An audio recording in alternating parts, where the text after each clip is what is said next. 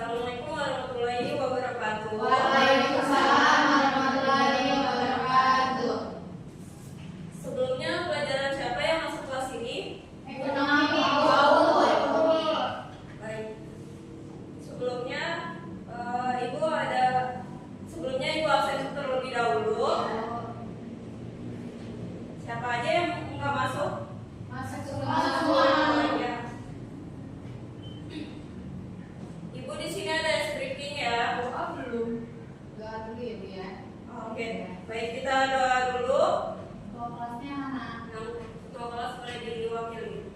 Oke, teman-teman, sebelum kita mulai kegiatan belajar mengajar, alangkah baiknya kita berdoa dimulai. Selesai.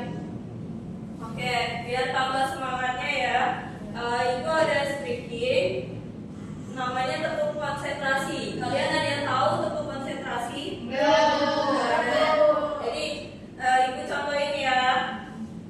Aku konsentrasi, terus tepuk-tepuk 2 kali. Terus karena aku ingin tahu, terus tepuk-tepuk 2 kali. Guru berbicara, prok-prok-prok 2 kali. Aku yang mendengarkan prok-prok-prok 2 kali. Terus terakhir siap gitu. Oke. Oke, ayo kita berdiri biar tambah semangat. Tepuk konsentrasi. Aku konsentrasi karena aku Ingin Tahu tahu. guru berbicara. Aku yang mendengarkan. Siap. Lanjut ke materinya ya. Ya Bu.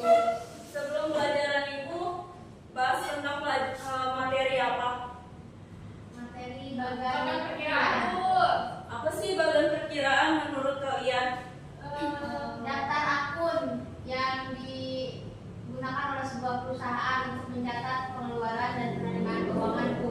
Oke, betul. Ada lagi? Cukup Bu itu aja. Oke. Di sini Ibu akan membahas tentang materi neraca dalam bagian perkiraan. Apa sih neraca dalam bagian perkiraan? Laporan keuangan Bu, yang menunjukkan posisi keuangan perusahaan. Oke, betul. Ada yang tahu lagi? Enggak Bu. Oke, Ibu akan membahasnya ya di sini bareng-bareng. Laporan neraca itu adalah laporan keuangan yang menunjukkan posisi keuangan perusahaan pada suatu titik tertentu. Nah, terus selanjutnya di sini ada struktur neraca dalam bagian perkiraan. Nah, dari neraca itu kan berbagai macam akun-akun. Yang pertama itu ada aset, yang kedua ada kewajiban, dan yang ketiga ada ekuitas. Oke, Ibu akan membahas satu-satu tentang aset. Aset aktiva itu sumber daya ekonomi yang dimiliki oleh perusahaan dapat memberikan manfaat ekonomi untuk di masa depan. Nah, kalian tahu nggak aset itu ada berapa macam? Tahu apa aja asetnya? Nah, aset lancar itu untuk memenuhi kewajiban jangka pendek dan menjaga likuiditas perusahaan. Yang aset tidak lancar, ada yang membacanya? Aset tidak lancar yaitu aset untuk mendukung kegiatan operasional dan juga pertumbuhan perusahaan dalam jangka panjang, misalnya peralatan, investasi jangka panjang, aset terwujud, bangunan dan juga tanah. Oke, betul. Di sini tadi udah dijelaskan sama Aul. Contohnya ya, aset lancar itu ada kas, ada piutang usaha, ada persediaan, dan ada biaya dibayar di muka. Dan yang keduanya itu kan aset tidak lancar. Aset tidak lancar itu contohnya apa aja? Yang pertama itu ada peralatan, ada Investasi, dan aset terwujud, bangunan, ada.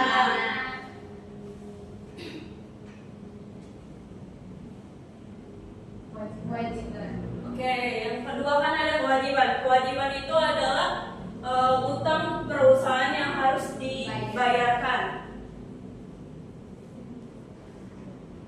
Kewajiban itu dibagi dua. Ada kewajiban jangka pendek, yaitu oke.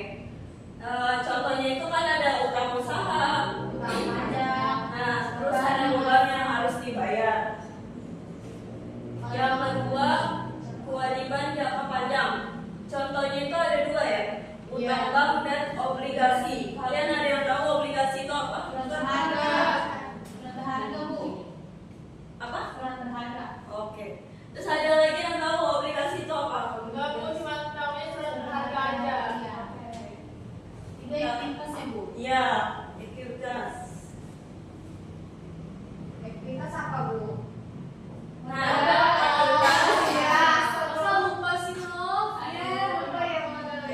ekuitas itu laporan keuangan yang memperlihatkan beberapa besar pemilik atau pemegang saham yang dipegang oleh suatu perusahaan.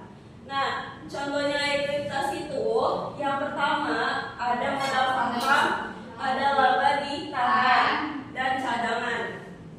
Nah, dari contohnya laba saham itu apa yang kalian tahu? Laba ditahan.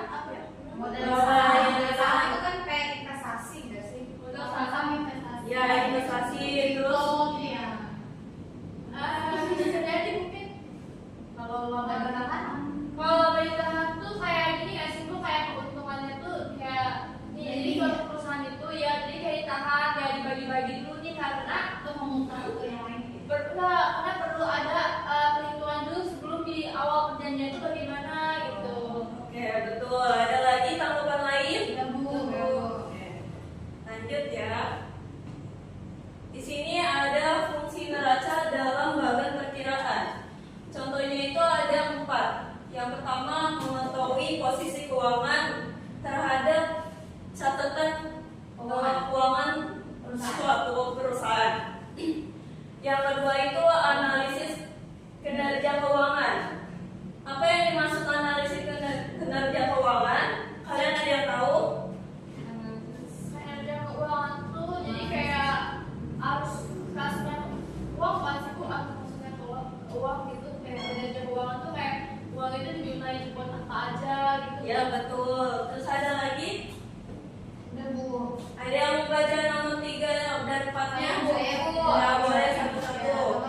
Mengidentifikasi aset dan kewajiban, Bu. Ya, betul. Yang nomor 4-nya? Menentukan mana yang jelas. Oke, betul. Jadi di sini kalian udah mengerti apa itu sih fungsi neraca dalam bagan perkiraan. Ada yang belum paham? Oke, Ibu lanjut ya ke materi selanjutnya. Nah, di sini ada macam-macam neraca dalam bagan perkiraan. Itu ada 4 contoh. Yang pertama neraca saldo. Kalian udah pernah tahu neraca saldo itu apa? Neraca saldo itu ini, Bu, pencatatannya untuk kita tuh sebelum ke neraca lajur kertas kerja. Nih, kita sebelum ngerjain kertas kerja itu kita pastinya tentunya saat cuan kita itu adalah neraca saldo tersebut untuk melihat berapa sih akun-akunnya tuh saldonya berapa saja harus kita dikerjakan di kertas kerja tersebut. Ya, betul. Terus yang kedua neraca lajur. Neraca lajur. Ya, kertas kerja, Bu, kalau neraca lajur itu kayak misalkan dia ada udah setelah neraca saldo, maksudnya dia ada neraca saldo disesuaikan. Nah, setelah itu baru ada jurnal penyesuaiannya, karena setelah kita disesuaikan ada pasti jurnal AJP-nya, Bu, seperti itu. Dan kemudian ada laba ruginya. Oke, betul ya yang sudah dijelaskan oleh Rahana. Nah, di sini yang nomor 3 itu neraca pembanding. Neraca pembanding itu dari neraca yang asli dan dibandingkan oleh neraca lainnya. Ya, neraca sebelumnya apa sudah benar atau belum gitu. Oke, yang keempat neraca konsolidasi. Apakah kalian tahu neraca konsolidasi itu apa? Neraca konsolidasi itu neraca yang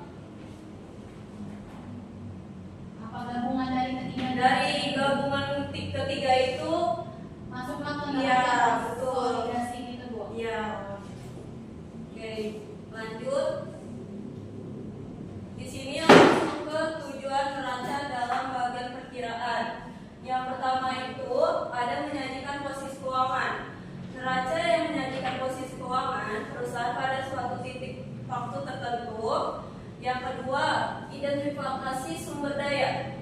Itu buat membantu sumber daya yang dimiliki suatu perusahaan, seperti aset, ekuitas, dan kewajiban. Oke, yang ketiga itu ada analisis kinerja keuangan. Analisis kinerja keuangan itu sangat penting bagi suatu perusahaan untuk mengambil keputusan yang paling tepat. Yang keempat itu membantu mengambil keputusan. Kenapa untuk mengambil keputusan? Untuk oleh manajemen dan investor, kreditor dalam menilai kemampuan perusahaan dalam membayar utang atau kewajiban. Oke. Nah, di sini ada langkah penyusunan neraca dalam bagian perkiraan. Ada yang mau membacanya? Saya Bu. Ya, Jadi boleh. langkah dalam menyusun neraca dan bagian perkiraan yang pertama itu mengidentifikasi aset. Nah, kita harus mengidentifikasi semua aset yang dimiliki oleh perusahaan, misalnya as, piutang, properti ataupun inventaris. Terus yang kedua itu mengklasifikasikan aset. Contohnya nih, kita mengklasifikasikan asetnya seperti apakah masuk ke aset tidak lancar atau masuk ke aset lancar. Terus kemudian yang ketiga mengidentifikasi kewajiban. Kita harus mengidentifikasi kewajiban perusahaan seperti misalnya kewajiban tambang, bayar tambang, utang dagang ataupun pajak yang belum dibayarkan oleh perusahaan tersebut. Yang keempat mengklasifikasikan kewajiban, di mana kita harus mengklasifikasikan nih kewajiban mana yang harus kita masukkan, apakah kewajiban lancar atau tidak lancar. Terus kemudian menghitung ekuitas. Ekuitas itu contohnya misalnya kita menghitung modal perusahaan dengan menggunakan rumus yaitu modal sama dengan aset dikurang kewajiban. Terus yang keenam mengisi bagian perkiraan neraca, yang mana kita mengisi nih bagian perkiraannya dengan data yang ada seperti aset, kewajiban, ekuitas, yang telah diidentifikasi dan juga dihitung oleh perusahaan. Yang ketujuh, kita harus mengatur format neraca. Jadi kita harus mengatur dulu format neraca sesuai dengan standar akuntansi yang sudah ditetapkan. Dan yang kedelapan itu kita juga harus memeriksa keseimbangan neraca, di mana kita harus memeriksa dulu keseimbangan neraca tersebut untuk memastikan bahwa total aset sama dengan total kewajiban dan juga modal. Oke, itu barusan yang dijelasin oleh Aul. Itu adalah langkah penyusunan bagaimana kita membuat suatu neraca dalam bagian perkiraan. Nah, selanjutnya itu, oke, di sini Ibu ada project buat media pembelajaran. Di sini ada mystery box. Di dalamnya itu ada pertanyaan dan soalnya itu nanti kalian pilih satu-satu, ambil di sini. Jadi Ibu akan membuat 2 kelompok. Nah, mulai dari sekarang kalian ambil satu-satu. Maju perwakilan. Maju dulu Devi.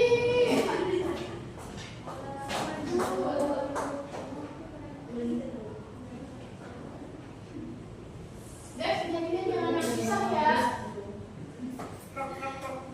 Jadinya jangan ikan hiu makan tomat. Sambil. Ayo semangat. Apa ya? Dipercepat dari Ibu. Diskusi dulu sama kelompoknya. Oh, siap.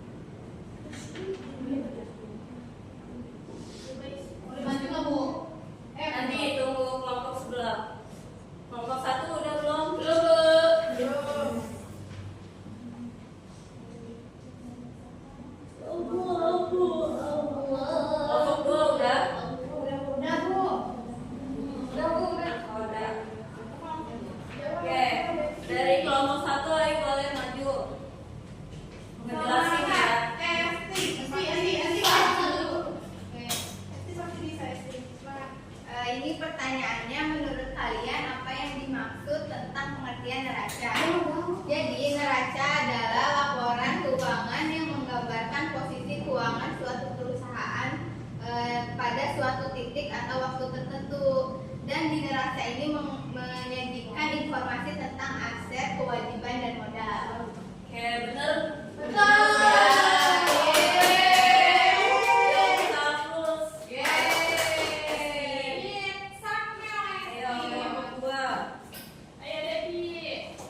Tadi pertanyaannya, jelaskan isi ekuitas apa saja yang ada di dalam neraca. Pertama itu ada modal yang disetor, yaitu merupakan jumlah modal yang disetor pemilik atau pemegang saham kepada perusahaan. Yang kedua itu ada laba ditahan yang merupakan akumulasi laba bersih yang tidak dibagikan sebagai dividen, tetapi ditahan untuk diinvestasikan kembali atau keperluan lainnya. Lalu yang ketiga itu ada pendapatan komprehensif lainnya, yaitu yang merupakan keuntungan atau kerugian yang belum direalisasikan dan juga belum masuk ke dalam laba rugi, kayak misalnya revaluasi aset tetap dan investasi pada instrumen keuangan tertentu. Gimana yang sudah dijelaskan oleh Kak Devi, benar apa tidak? Benar. Kita beri aplaus bareng-bareng. Oke, di sini Ibu punya kasus ada 4 amplop. Yang dapat amplop ini kalian maju ke depan ya. Untuk maju ke depan 2 orang, nanti kalian diskusi lagi.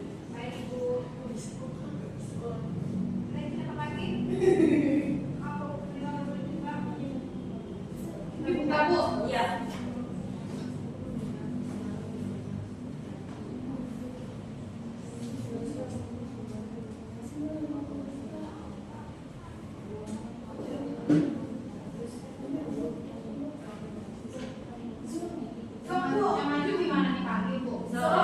Kalau nggak ada soalnya nggak usah jawab.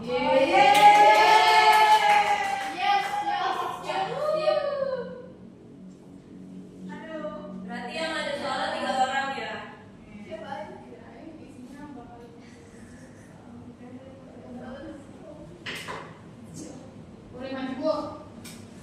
Yang lainnya udah belum?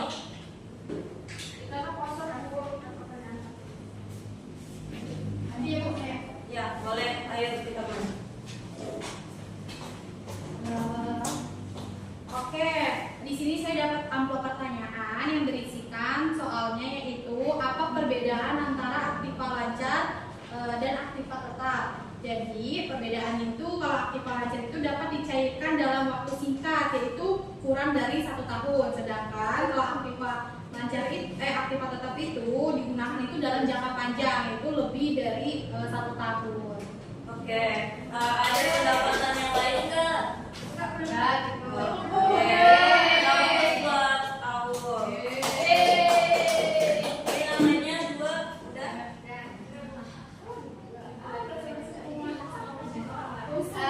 Ini pertanyaannya itu, sebutkan apa saja tujuan penyusunan neraca yang kalian tahu. Yang saya tahu tuh tujuan dari penyusunan neraca yang pertama menyajikan informasi keuangan, kemudian membantu mengambil keputusan dan mengukur kinerja perusahaan. Ya. Oke, kita memberi aplaus buat SD. Tinggal 1 lagi ya. Ada di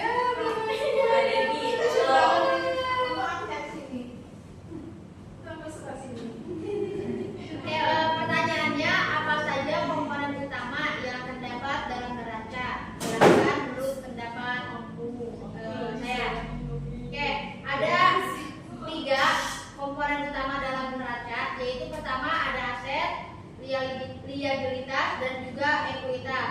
Nah, menurut saya 3 komponen ini saling berkaitan dan penting ya dalam menunjukkan posisi keuangan perusahaan. Neraca ini mencerminkan apa yang dimiliki oleh aset, apa yang menjadi tanggungan oleh liabilitas, dan seberapa besar hak pemilik atau ekuitas.